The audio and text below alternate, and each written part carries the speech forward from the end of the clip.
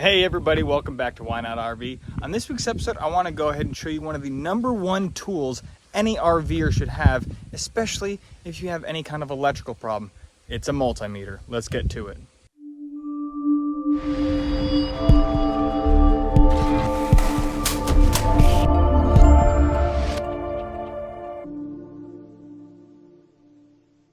Remember, if you want to learn more and make less mistakes while RVing, be sure to hit that subscribe button, drop a like and a comment down below. I appreciate it. Thanks for watching. Now, when you're on the road traveling, things are going to break. Things are going to happen. And if you have the capacity to be able to test and check stuff yourself and maybe fix things yourself, that's going to put you hundreds and hundreds, if not thousands and thousands of dollars ahead of the game by the end of the year, okay? Depending on how much you travel, depending on what happens. But I mean, things just break, it happens. So having a multimeter to be able to test, diagnose all your electrical problems makes a huge, huge difference. Now, this is a pretty cheap little multimeter on Amazon. This company did send this to me for free. But let me go ahead and, of course, I'll put a link in the description below. But let's go ahead and do a quick little product review of this particular multimeter. All right, so we're just going to go ahead and do a quick little product review on this VENLAB digital multimeter. Okay, they sent this to me free to me, but no like guarantees or promises about anything or any money involved. They just sent me the multimeter for free. So we got some leads, battery, fuses, more leads, multimeter itself, and the manual. That's it. All right, so let's go ahead and get this thing opened up.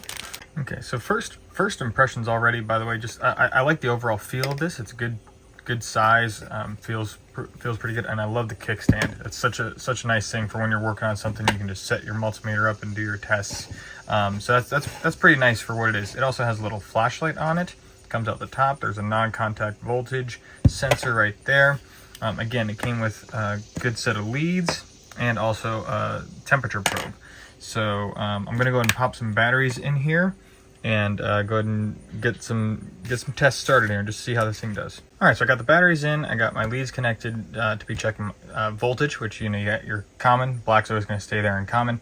And then here you see this covers volts, ohms, hertz, and also Celsius. So if you hooked up the temperature probe, that goes there. And then the other side is your amperage. You got up to 20 amps, max fuse 20 amps, and then also max fuse of 600 milliamps. So those two if you're testing for amperage.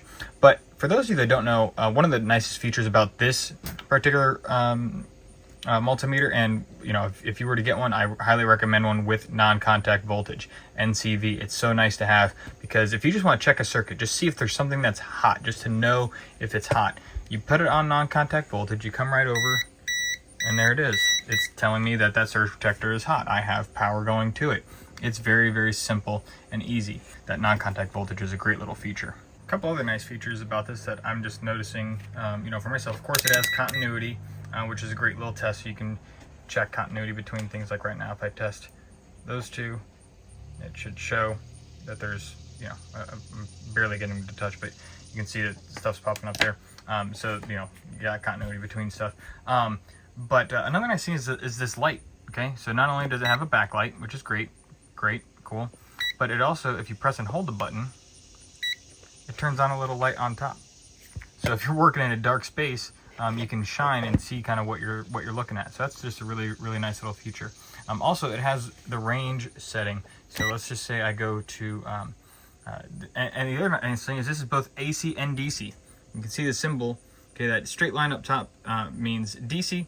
The squiggly line on the bottom means AC because it's a sine wave. But anyways, so it's nice because it's both. Okay, a lot of multimeters, you have to pick the exact thing you're looking for, AC or DC. This is really nice. So number one, it detects whatever you're doing, whether it's AC or DC. Also, the range is automatic. Okay, now you can of course change the range yourself if you wanted to specify what you're doing. But what's really nice about an automatic range is you can just start touching things and it'll self-adjust. So if you're measuring something, like a small cell, it has a 3.652 volts, it'll show you all three numbers. But if you're just measuring something that's 12 volt, it'll show 13.2 42. It'll just have the 4 numbers. So anyways, that's a really, really nice feature. I really like that. So let's go ahead and just test out my batteries just to show some voltage and see what this thing looks like. So again, keeping this thing set to automatic, okay, and on voltage right now, I can go ahead and test, let's just say, in between 2 cells here. Okay, so we got a negative to positive. Shows my 6.70 volts. That's awesome. If I wanted to measure all the way over, this is hard to do one-handed. Now it shows the 13.82 volts that the battery pack is in total. So I got this set up on just 1 cell, and you see that it's self-corrected to the whole thing there. So it shows 3.367. So that's really, really great, that auto feature that it automatically switches from, you know, you're measuring your full 12, 13 volts. It shows a different set of numbers versus when you're measuring something smaller. It gives you a more precise number automatically. That's great. Here's another nice little feature with this thing. I didn't even notice at first. It has a magnet on the back.